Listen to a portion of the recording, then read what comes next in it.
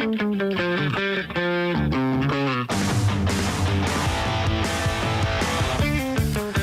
오늘도 질서 있게 스튜디오를 찾아준 박상현 아나운서와 함께 오늘의 커버 스토리 다뤄보겠습니다. 어서 오십시오. 네, 안녕하세요. 박상현입니다. 어릴 때 질서하면 떠오르는 기억이나 경험 있으신가요? 제일 처음 지켰던 질서라고 하면은 지금 기억에 남는 거는 횡단보도 건너는 맞아요. 거가 아닐까 싶어요. 질서는 사실 안전과도 직결됩니다. 그렇죠. 자, 국민의 안전과 직결되어 있는 이 법 집행과 또 법 해석에 대한 여러 의견 충돌들 질서 있게 잘 해결되길 바라보면서 네. 지금 상황이 저희 YTN TV를 통해서도 라이브 중계가 되고 있고 저희도 아마 실시간으로 상황 전해드리겠습니다만 공수처 수사관들이 지금 관저를 향해 출발은 아까 6시 14분쯤 했어요. 네네. 지금 거의 도착하고 있는 상황인 것도 같고요. 어떤 상황입니까? 그렇습니다. 일단 말씀하신 것처럼 앞서 6시 14분쯤 한 1시간 정도 됐네요. 그 전에 윤 대통령의 체포영장을 집행하기 위해 공수처 수사관들이 차량 5대에 나눠 타고 정부 과천청사에서 출발을 했습니다. 윤 대통령이 머물고 있는 한남동 관저로 향했는데요. 공수처는 공조수사본부를 꾸리고 있는 경찰의 지원을 받아 영장을 집행한다는 방침입니다. 앞서 공수처는 윤 대통령이 3차례 출석 요구에 불응하자 법원에 체포영장과 수색영장을 청구했고 사흘 전인 지난달 31일 영장을 발부받았습니다.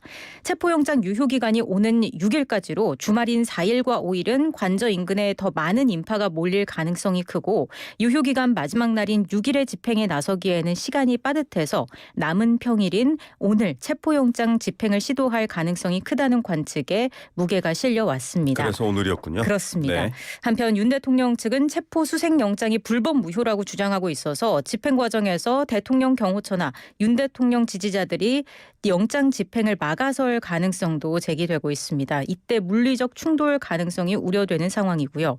경호처가 관저 출입구에서부터 문을 열지 않고 버틴다면 별달리 영장을 집행할 묘수가 없어서 대치가 장기화할 수도 있습니다.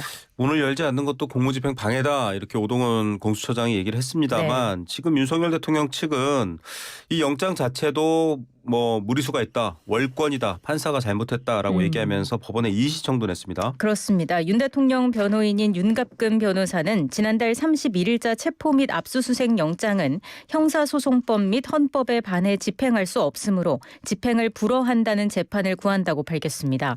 공수처가 윤 대통령 소재 파악을 위해 체포영장과 함께 발부받은 수색영장에 법률상 근거 없이 형사소송법 제110, 111조는 이 영장에 적용되지 않는다는 문구를 명시함으로써 법률에 의하지 않고 체포, 구속, 수색, 압수 등을 하지 못한다는 헌법 제12조를 위반했다는 주장입니다.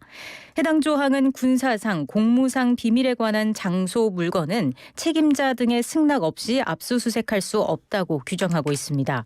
윤 변호사는 대통령은 국군 통수권자로서 그 자체로 군사상 비밀에 해당한다며 따라서 대통령이 직무를 집행하던 장소로서 대통령실, 대통령이 머무는 관저, 대통령의 신체 등은 책임자의 승낙 없이 압수수색할 수 없다고 주장했습니다. 네. 또 군사상 비밀을 요하는 대통령 등에 대한 압수수색은 국가에 중대한 이익을 해하는 경우에 해당해서 당연히 승낙을 거부할 수 있다며 대통령이 소지 또는 보관하는 물건은 고도의 직무상 비밀에 해당하고 이것이 노출되는 것은 국가의 중대한 이익을 해하는 경우에 해당한다고 설명했습니다. 네, 군사상 공무상 비밀에 관한 장소, 물건은 책임자의 승낙 없이 압수수색할 수 없다. 대통령 자체가 군사상 비밀이다.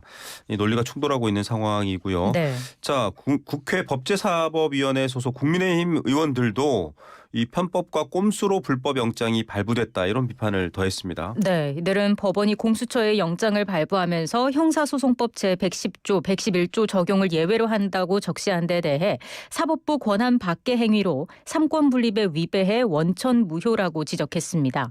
공수처가 서울중앙지법이 아닌 서울 서부지법에 영장을 청구한 걸 두고도 편법과 꼼수를 넘어 대한민국 형사사법제도의 붕괴를 불러오는 노골적인 법치 파괴 행위라고 비판했고요. 공수처는 직권남용죄로 현직 대통령을 수사 및 기소할 권한을 갖고 있지 않다며 법률상 내란죄에 대한 수사권이 있는 경찰에 즉시 사건을 이첩하는 게 논란을 최소화하는 것이라고 강조했습니다.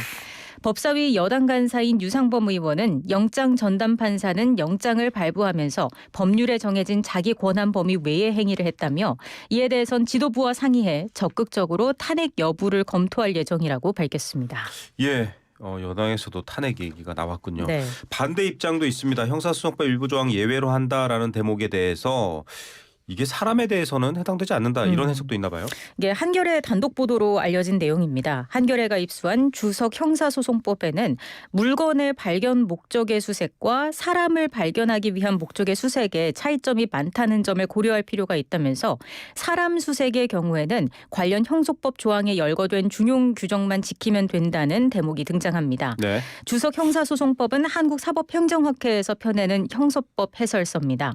해당 보도는 형소법 110, 111조는 물건 압수 혹은 수색에 적용되는 조항이고 구속 등을 위해 사람을 수색하는 경우는 형소법 137조에 별도 규정이 있다는 점을 지적했습니다. 이때 준용해야 하는 법률 조항을 열거한 138조에는 형소법 110, 111조를 준용해야 한다는 내용이 존재하지 않는다는 것을 덧붙였습니다. 네. 구속 체포영장 집행을 위한 수색 때 형소법 110, 111조 적용 예외는 검증영장 관련 형소법 조항과 견주면 더 뚜렷해지는데요. 검증영장은 신체 검사, 분묘 발굴 등 증거를 추출하기 위해 법원이 발부하는 영장입니다. 예. 검증영장의 준용 규정을 열거한 형소법 145조에는 군사상 비밀을 요하는 장소의 영장 집행을 위해서는 책임자의 승낙을 받아야 하는 110조가 포함됩니다.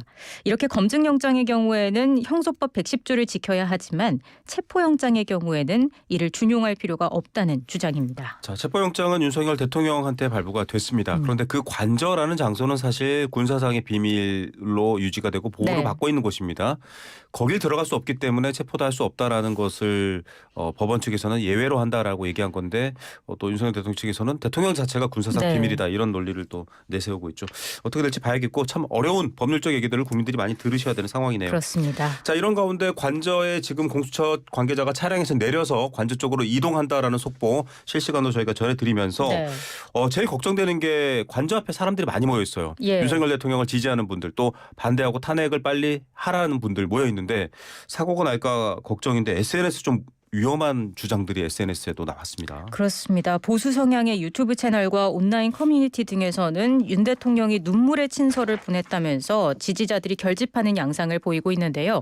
한 이용자는 커뮤니티에 올린 글에서 대통령이 라이브 영상으로 우리의 집회를 보며 함께 울고 웃으실 것을 생각하니 가슴이 벅찬다며 더 많이 집회로 나가야 한다고 독려했습니다.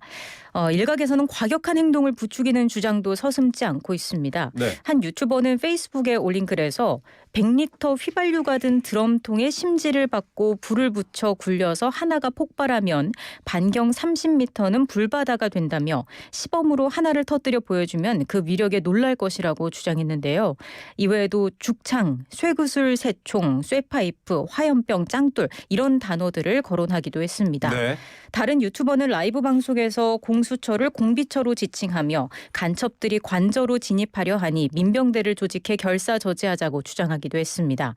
공수처가 영장 집행에 나설 때 자칫 예기치 않은 충돌이 일어날 수 있다는 우려가 커졌던 이유입니다.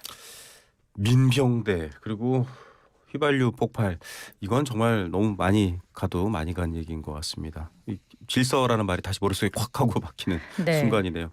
자, 이런 상황인데 헌법재판소가 지금 8인 체제를 갖췄습니다. 일단 재판관 공석이 여전히 한 분이 채워지지 않은 상황인데 헌법재판소 측에서도 조속히 임명해라 이렇게 요구하고 있죠. 그렇습니다. 여전히 한 자리가 비어 있는데요. 신임 재판관들은 바로 사건에 투입돼 심리를 진행할 예정인 가운데 재판관들은 재판부의 완성을 강조했습니다. 헌재는 재판관 임명권 불행사와 관련해 접수된 헌법소원도 신속히 심리하기로 했습니다. 최대 행위 재판관을 임명하지 않은 건 공정한 헌법재판을 받을 권리를 침해해 위헌이라는 헌법소원이 제기됐는데 이 사건을 사흘 만에 전원재판부에 넘기면서 본격적인 검토에 나선 것입니다. 하루빨리 완전체로 돌아가서 심리에 속도를 내겠다는 의지로 읽힙니다. 네, 자 이런 가운데 헌법재판소에서 오늘 2차 변론 준비 기일도 준비돼 있습니다. 여러 가지 또 의견 충돌이 또 박근혜 전 대통령 때와 비슷한 상황으로 벌어지고 있는데 관련 사항 저희가 자세히 또 다음 주에 안내해 드리겠습니다. 지금 대통령실 수석들 사의 표명하고 최상목 권한대행과 좀 충돌이 있는 모양새였는데 네. 일단 사의는 접었습니까? 어떤 상황이죠? 일단 사의를 표명했던 정진석 대통령 비서실장이 업무를 계속 수행하기로 할 것으로 알려졌습니다. 정 실장은 어제 회의에서 최상목 대통령 권한대행이 사표를 수리하겠다고 한 뒤 3차례 더 전화를 걸어와 잘못 판단했다고 사과하며 반려한 과정을 설명했습니다. 회의 참석자들은 고위 참모진이 일괄 사퇴할 경우 국정보좌 업무에 공백이 빚어지는 만큼 거취를 신중히 결정해야 한다는 의견을 냈다고 밝혔습니다. 그러면서 정 실장이 그만두면 함께 나가겠다고 사퇴를 만료했고 정 실장은 고심 끝에 사의를 접고 업무를 더 수행하기로 한 것으로 알려졌습니다. 예. 자, 뭐 국가라든지 국민이라든지 더 중요한 가치들을 생각할 수밖에 없는 요즘인데요. 좀 현명한 해결책이 나왔으면 좋겠고 질서라는 오프닝의 말이 자꾸 머릿속에 떠오릅니다. 오늘 뉴스들 감사드리고요. 또 중요한 소식들 저희가 다음 주에도 전하고 YTN 라디오 주말에도 계속 전해드릴 예정이고요. 지금 속보도 저희가 실시간으로 안내해드리겠습니다. 박상현 아나운서 고생 많았습니다. 네, 고맙습니다.